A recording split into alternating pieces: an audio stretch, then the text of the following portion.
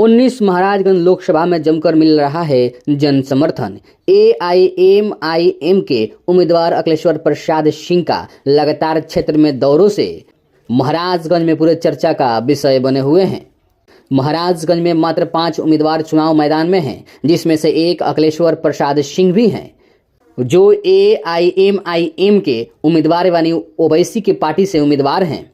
इनका नाम का चर्चा चारों तरफ चल रहा है। ये अपने लोकसभा क्षेत्र में लगातार दौरा कर रहे हैं। आपको बता दें कि तरैया, मशरक, भगवानपुर हाट, शाहजीपुर, जनता बाजार, ससना गांव में घूम घूम कर अपने पक्ष में वोट करने का अपील कर रहे हैं और लोगों से लगातार मिल रहे हैं और महाराजगंज के विकास में शिक्षा, स्वास्थ्य और भागीदारी के मुख्य मुद्दा पर लगातार बात करते हुए नजर आ रहे हैं।